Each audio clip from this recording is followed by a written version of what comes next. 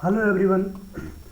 So today we are going to revise the short notes of Indian polity, and chapter is the preamble of Constitution. तो आज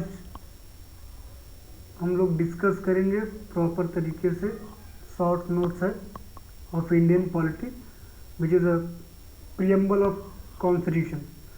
तो preamble आप लोगों ने पढ़ा होगा जो कि ऐसा कुछ है: We the people of India having solemnly resolved to constitute India into sovereign, socialist, secular and democratic republic, and to secure to all its citizenship justice, social, economic and political, liberty of thought, expression, belief, faith and worship, equality of status and opportunity, and promote among them fraternity, assuring the dignity of the individual, unity and integrity of nation. In our Constituent Assembly this 26th day of November 1949, do hereby adopt, enact and give to ourselves this Constitution. So basically this is the preamble of our Indian Constitution. अब बात करते हैं अच्छे से कि preamble कैसे हमारे भारतीय संविधान में लाया गया और कहाँ से इसको उठा के लाया गया, कैसे किस चीज़ से इंस्पायर हुए लोग।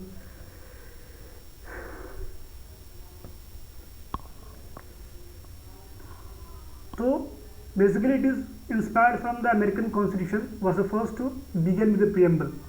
अमेरिका का कॉन्स्टिट्यूशन पहला ऐसा कॉन्स्टिट्यूशन था जो प्रियम्बल से पहले बिगिन हुआ। मतलब प्रियम्बल पहली बार लाने वाला जो पहला कॉन्स्टिट्यूशन था वो था अमेरिका का कॉन्स्टिट्यूशन।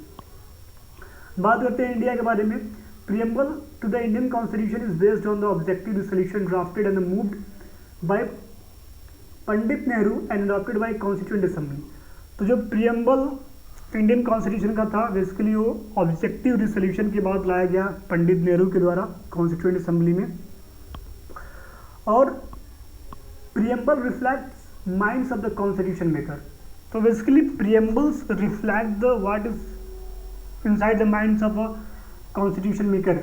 मतलब उनके दिमाग में चल क्या रहा था, मतलब एक तरह से उसका एक समरी है कि this is all about the entire constitution which speaks the basic structure of a constitution, that is preamble. It has been amended by 42nd Constitutional Amendment Act 1976 which added 3 new words: socialist, secular and integrity. तो इसका जो संशोधन 42nd Constitutional Amendment Act 1976 को जो हुआ उसमें इसमें 3 word को ऐड किया गया and that was socialist, secular and integrity. ये 3 वर्ड को अमेंड करके डाला गया।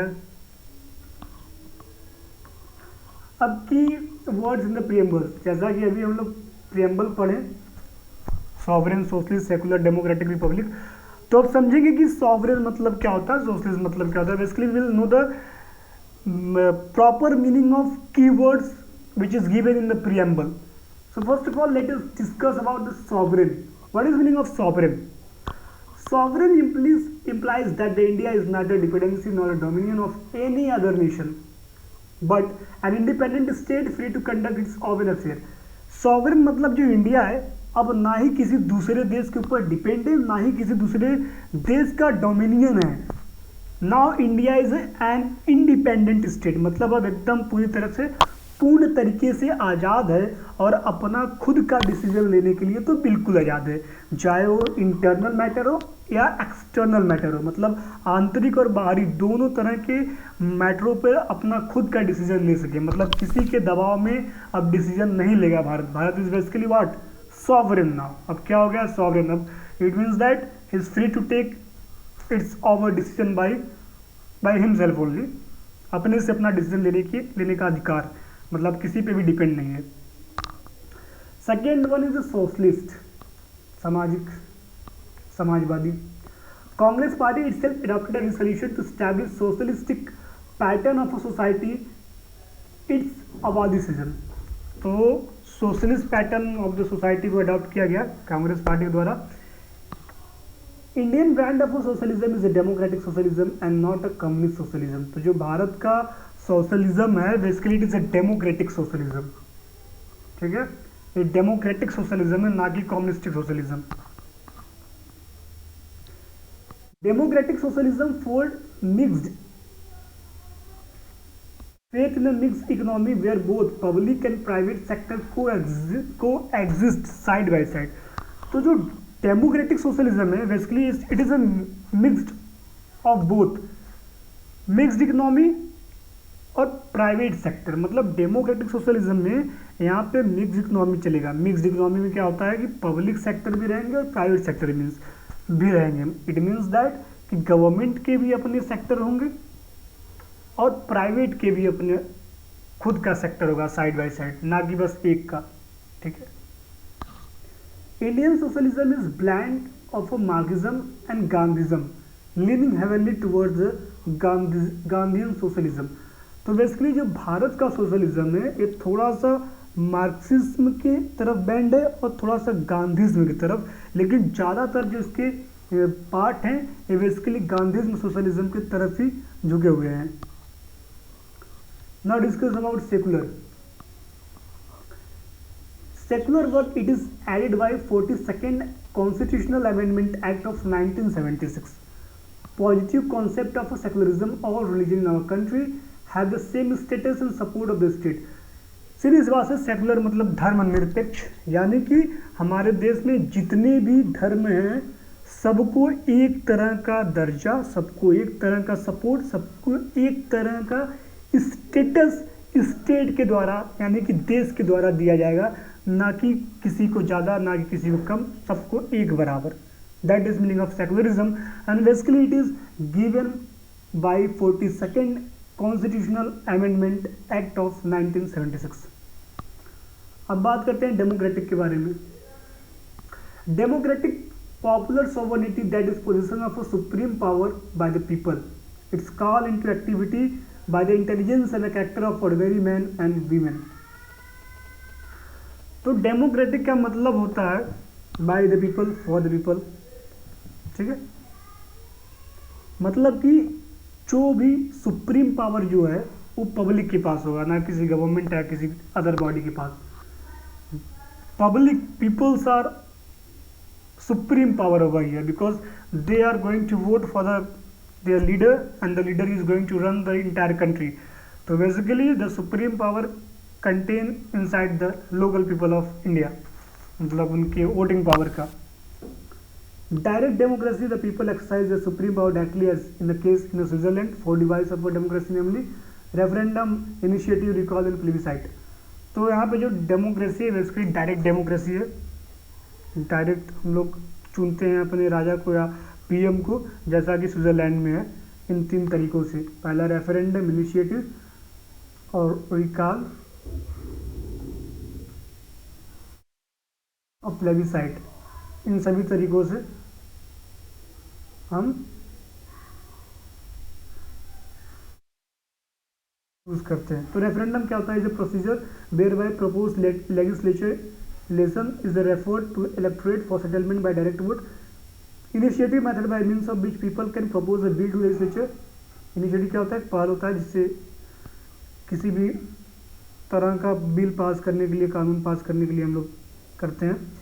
Recall is a method by which the voters can remove a representative or an officer before expiry of his term when he fails to discharge his duty properly.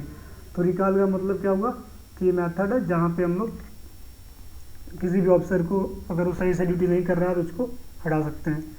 Plebiscite is a method of obtaining opinion of a people on any issue of a public importance. ठीक है, it is generally use to solve a territorial dispute.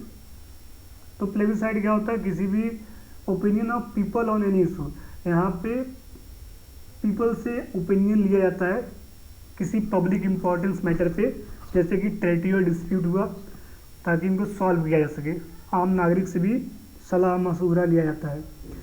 Indirect democracy on the other hand represent the elected by the people exercise the supreme power and carry on the government and make law for India. The principles of liberty, equality and fraternity are not be treated as separate as item in trinity. They form union of fraternity in the sense that to divorce one from the other is defeat the very purpose of a democracy. तो जो principal है, जो सिद्धांत है, basically 3 चीज़ों से बना हुआ है। पहला लिबर्टी, दूसरा इक्वालिटी, तीसरा फ्रेटर्निटी। इन तीनों को अलग नहीं किया जा सकता। ये जहाँ भी रहेंगे तीनों साथ रहेंगे, नहीं तो राजतंत्र का लोकतंत्र का एक तरह से हनन हो जाएगा। तो लोकतंत्र को बनाने के लिए लिबर्टी, इक्वालिटी और फ्रेटर्निटी, इन तीनों का जो कि हमेशा साथ रहना चाहिए। Now we will discuss about republic. Republic means the head of a state is always elected directly or indirectly for the fixed period, जैसे कि यूएसए में है। रिपब्लिक में जैसे प्रेसिडेंट हमारे हुए, पीएम हुए। रिपब्लिक का मतलब जो हेड होता है बेसिकली देश का, वो डायरेक्टली या इनडायरेक्टली चूज किया जाएगा, जैसा कि अमेरिका में होता है। Basically like that only chosen in India also, चाहे कि डायरेक्टली या इनडायरेक्टली हो। India has an elected head called president. He is elected indirectly for a fix period of 5 year. तो इंडिया में जो हेड होते हैं प्रेसिडेंट होते हैं, और इनको इनडायरेक्टली इलेक्ट किया जाता है 5 साल के लिए। A republic also means 2 more things: vesting of political sovereignty in the people and not in a king। तो रिपब्लिक का मतलब होता है कि जो पॉलिटिकल सोवर्निटी होगा वो बेसिकली पीपल के पास, यानी कि पब्लिक के पास होगा, ना कि राजा के पास। Absence of any privileged class and hence all the public office being open to every citizens without any discrimination। तो यहाँ पे किसी एक प्रिविलेज क्लास को, क्योंकि वो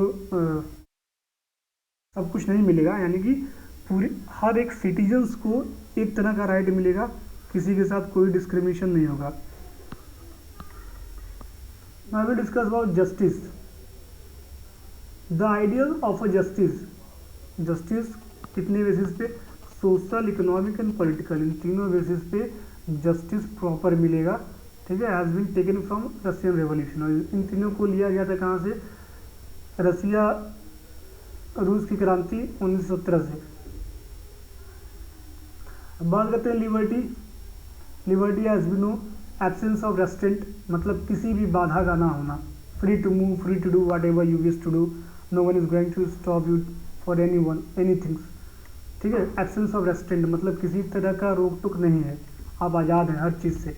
on the activity of individuals at the same time providing opportunities for the development of individual personalities, मतलब सबको फ्रीडम है अपनी पर्सनालिटी को बनाने के लिए, हर तरह का एम्प्लॉयमेंट में अप्लाई करने के लिए, हर तरह का डेवलपमेंट करने के लिए। ठीक है, the preamble secure the citizens of liberty of thought, expression, belief, and worship. और क्या करता है preamble? Thought, expression, belief, faith और वर्कशीप, इन सब पे आपको फ्रीडम है प्रॉपर। आप किसी भी मजहब को मान सकते हैं, किसी भी तरीके का फेथ आप ले सकते हैं, आपको अपने बिलीफ्स के थ्रू रहना है तो रहिए, आपको हर चीज़ का सोचने का अधिकार है, एक्सप्रेस करने का अधिकार है, आपको कोई इसमें जो कि रेस्ट्रिक्शन नहीं है। इक्वालिटी, इट मीन सबको इक्वालिटी, एक समान। Absence of A special privilege, मतलब किसी को भी स्पेशल प्रिविलेज नहीं मिलेगा। ऐसा नहीं कि अगर आप पीएम के मौसी के लड़के हैं तो it mean that you will get some different type of privileges. नहीं, आप भी एक सामान्य नागरिक की तरह ही ट्रीट किए जाएंगे जैसा कि और सब किए जाएंगे। ठीक है, to any sections of society and the provisions of adequate opportunities for all individual without any discrimination, मतलब सबको एक समान जो कि प्रिविलेजेस मिलेंगे, ना कि किसी को ज़्यादा किसी को कम, और सब बिना किसी भेदभाव के। फ्रेटर्निटी, इट मीन्स दैट भाईचारा। So sense of brotherhood to assure 2 things: the dignity of individual and unity and integrity of nation. एक इंडिविजुअल की डिग्निटी को मेंटेन करते हुए और देश की यूनिटी और इंटीग्रिटी को बनाने के लिए भाईचारा होना बहुत जरूरी है। It means that fraternity is very important for the unity and integrity of our nation. जो इंटीग्रिटी वर्ड है basically it is added to the preamble by 42nd constitutional amendment 1976। 1976 में इसको ऐड किया गया था। अब बात करते हैं preamble as a part of a constitution. कुछ केसेस हैं उसके बारे में पढ़ लिया जाएगा, जैसा कि first one is a Berubari union case. अब वेरूबारी यूनियन केस में क्या हुआ? Supreme court specifically open the preamble is not a part of a constitution. Berubari union case जो 1920 में हुआ था, इसमें कुछ हुआ मसला, तो बेसिकली सुप्रीम कोर्ट ने सीधे बोल दिया कि जो कॉन्स्टिट्यूशन है, जो प्रियम्बल है, ये बेसिकली कॉन्स्टिट्यूशन का पार्ट नहीं है, मतलब प्रियम्बल संविधान का पार्ट नहीं है। 1960 में इसको सुप्रीम कोर्ट ने कहा था, लेकिन फिर केशवानंदा भारती केस जो कि 1973 में हुआ था, इसमें क्या कहा गया, held that the preamble is a part of constitution, मतलब कभी भी कुछ भी कहा जा सकता है। वेरूवारी यूनियन केस में क्या सुप्रीम कोर्ट ने कहा कि भैया जो preamble it is basically not a part of a constitution, संविधान का पार्ट नहीं है। लेकिन केशवानंदा भारती केस जो कि 1973 में हुआ था, उसमें सुप्रीम कोर्ट बोल दिया कि भैया प्रियम्बल कॉन्स्टिट्यूशन का ही पार्ट है, कुछ भी। LIC ऑफ इंडिया केस 1995, अब जब LIC ऑफ इंडिया केस 1995 में हुआ, तब यहाँ पर क्या कहा गया, supreme court again held that the preamble is a integral part of constitution. फिर दोबारा सुप्रीम कोर्ट ने यहाँ पे कहा LIC ऑफ इंडिया केस 1995 में कि preamble is a integral part of a constitution. वेरूवारी यूनियन केस में कहा गया था कि प्रियम्बल संविधान का पार्ट नहीं है, लेकिन केशवानंदा भारती केस में और LIC इंडिया केस जो कि 1973-1995 में, इसमें सुप्रीम कोर्ट ने डायरेक्ट बोला कि जो प्रियम्बल है basically it is a integral part of Indian constitution. Status of a preamble, बात करते हैं स्टेटस ऑफ प्रियम्बल के बारे में। Like any other part of a constitution the preamble was also enacted by the constituent assembly, but after the rest of the constitution was already enacted. ठीक है, preamble भी बनाया गया कॉन्स्टिट्यूएंट असेंबली के द्वारा, लेकिन जब पूरा कॉन्स्टिट्यूशन अच्छे से बन गया तब इसको बनाया गया। ठीक है, the preamble is neither source of power to legislature nor a prohibition upon the power of legislature, यानी कि प्रियम्बल ना ही लेजिस्लेचर को एक तरह से पावर देता है और ना ही प्रोहिबिट करता है किसी तरह से पावर के लिए। ठीक है, ना ही लेजिस्लेचर को कोई पावर देता है और ना ही प्रोहिबिट करता है किसी भी तरह के पावर के लिए। इट इज़ नॉन जस्टिसेबल, मतलब जो प्रियम्बल है non justiciable, it means you can't go to the Supreme Court for any kind of problem because of that preamble।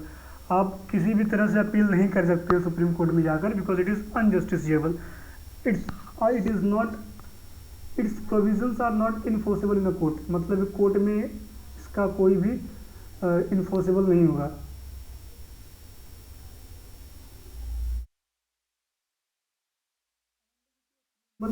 बात करते हैं कि अमेंड कैसे होगा या नहीं होगा।